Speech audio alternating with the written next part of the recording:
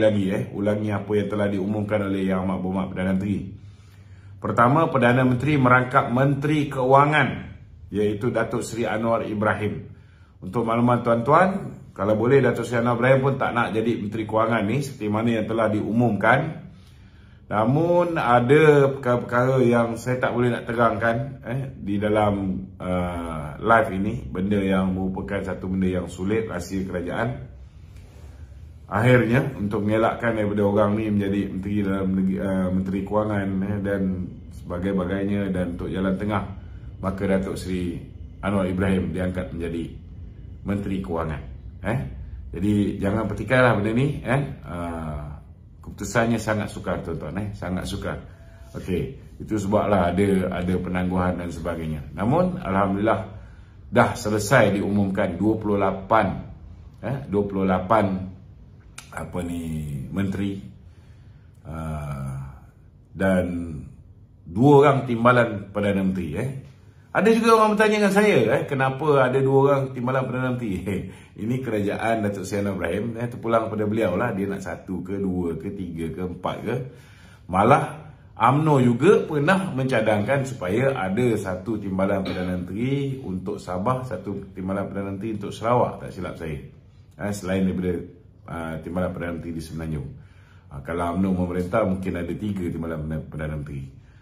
Ini Datuk Seri Anwar Ibrahim, dia ada seorang Perdana Menteri mewakili Semenanjung, dan seorang lagi timbalan Perdana Menteri mewakili Sabah dan Sarawak. Tuan-tuan. Okey, timbalan Perdana Menteri yang pertama ialah Datuk Seri Ahmad Zahid Hamidi. Kita ucapkan tahniah kepada Presiden UMNO kita kerana telah ditabalkan sebagai timbalan Perdana Menteri merangkap Menteri Kemajuan Desa dan Wilayah. Ni ramai orang tanya, mana pergi Menteri Wilayah? Tak ada.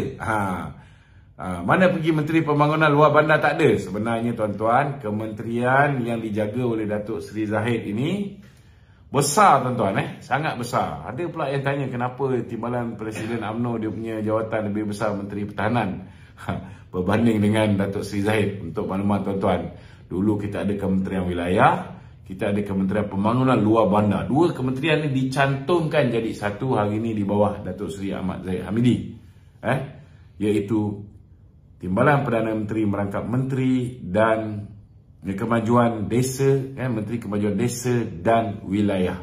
Wilayah itu maknanya wilayah Persekutuan Labuan, wilayah Persekutuan Kuala Lumpur, semua di bawah beliau, termasuklah Putrajaya. Okey.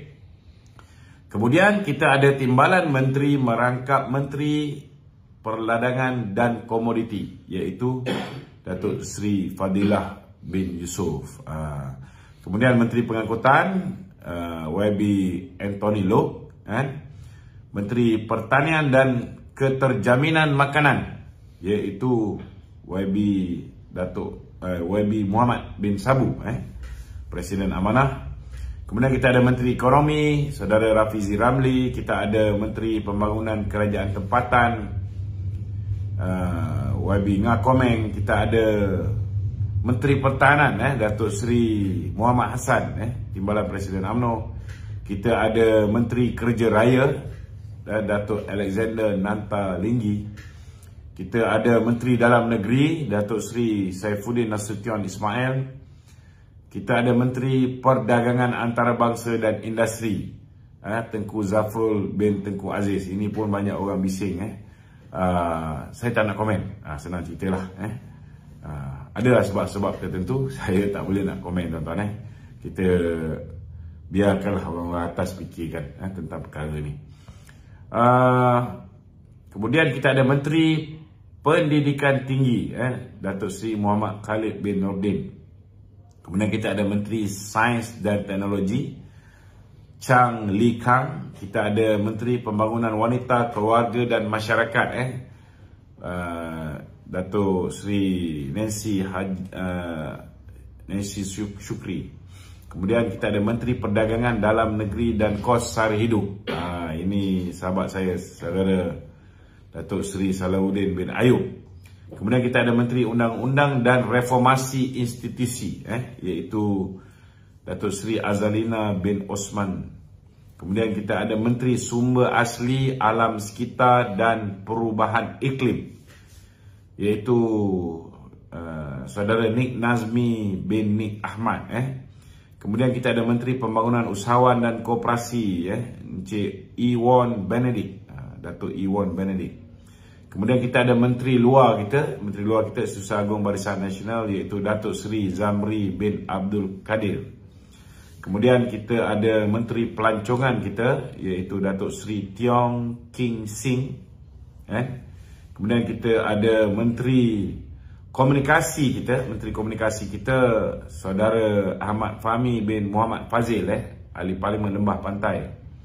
Kemudian kita ada Menteri Pendidikan, Fadlina binti Siddiq, Menteri Pendidikan. Kemudian kita ada Menteri Perpaduan Negara, kita ada Datuk Ago Anak Dagang. Kemudian kita ada Menteri Agama kita, Datuk Setia Muhammad Naim bin Haji Mokhtar.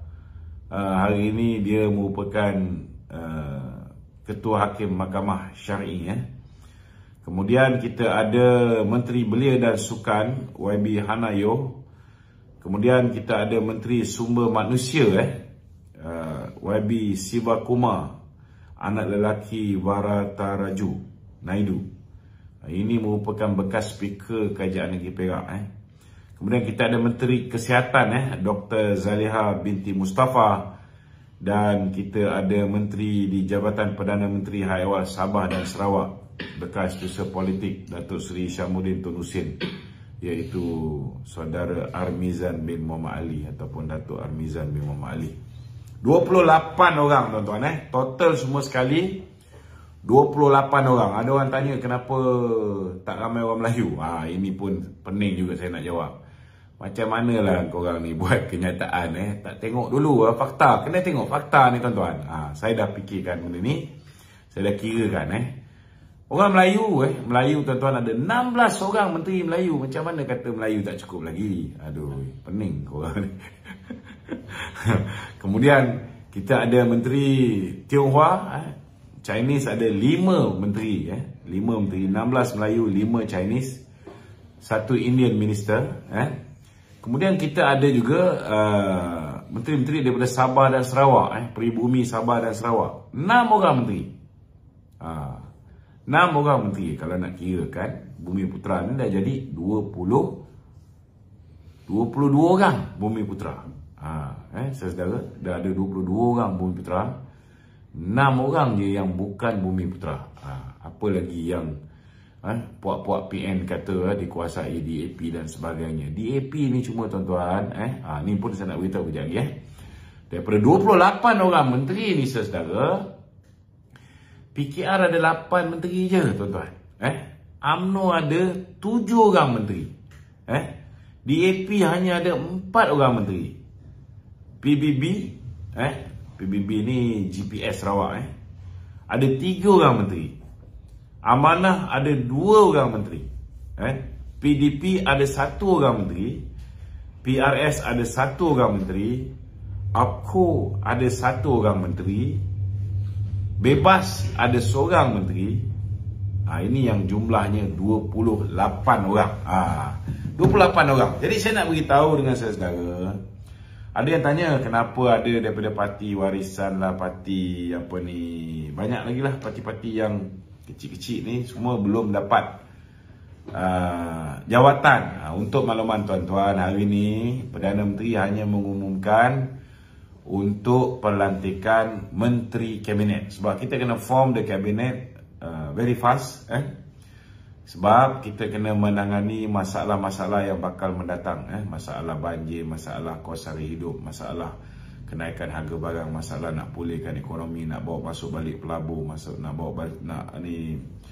bawa masuk balik foreign direct investment, nak meningkatkan domestic direct investment. Semua benda ni nak kena fikirlah.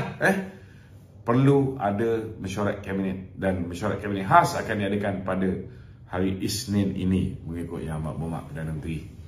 Dan untuk makluman tuan-tuan, selepas ini juga pelantikan timbalan menteri.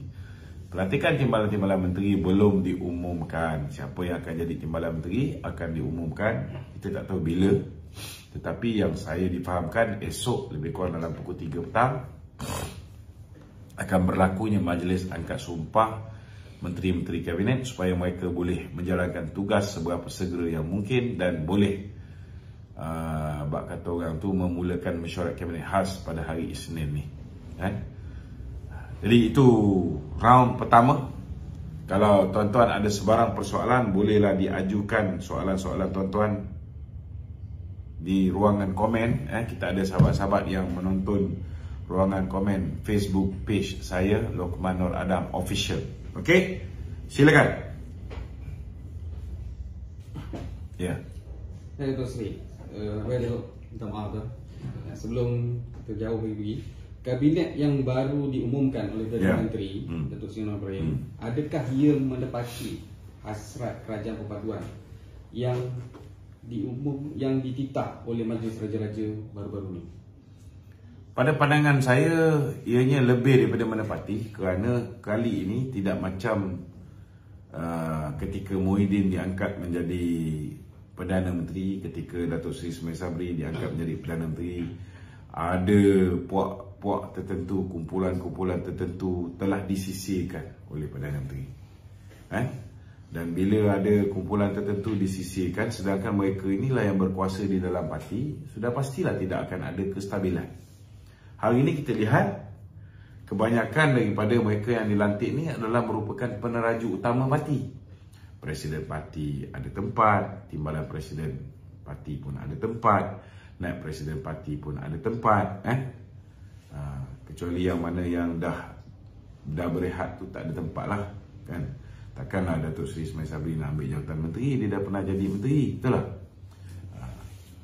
Ini kita kena fahamlah betapa pentingnya kestabilan di dalam UMNO itu akan menjamin kestabilan kerajaan perpaduan ni.